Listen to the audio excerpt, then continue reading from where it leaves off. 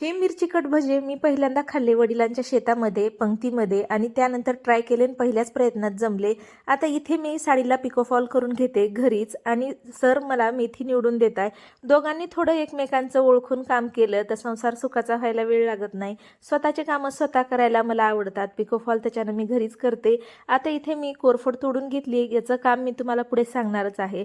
आता मिरची कट भजे जसे आपण साधे भजे तयार करतो ना सेम तसे करायचं।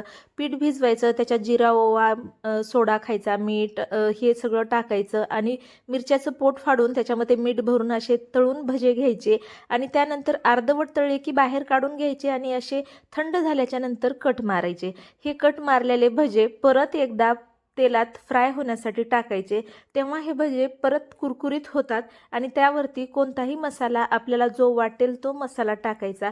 आता हे भजे ना मी पहिल्यांदा माझ्या वडिलांच्या शेतात जी पंगत येते म्हणजे वारीची दिंडी येते आणि तिथे मी हे खाल्ली होती आणि तिथे मला खूप आवडले होते, त्याच्यामुळेच मी ट्राय केले आणि पहिल्याच प्रयत्नात हे जमले होते बरं का। नक्की तुम्ही पण ट्राय करा, काहीतरी वेगळं स्नॅक्स असं खाण्याची जेव्हा मुलांना इच्छा होते तेव्हा सुद्धा दिले तर चालते।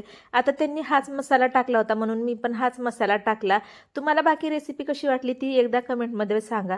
त्यानंतर लगेच मुलांचं म्हणणं होतं की हँड ग्लोव्ज वगैरे आणा कारण थंडी खूप वाजते आणि इथे सरांना मी जेवायला दिलं, लवकर खा म्हणलं आपल्याला बाहेर जायचंय। बाहेर निघालो, थंडी तर खूप वाजत होती, आता त्या थंडीचाच इंतजाम करण्यासाठी जायचंय।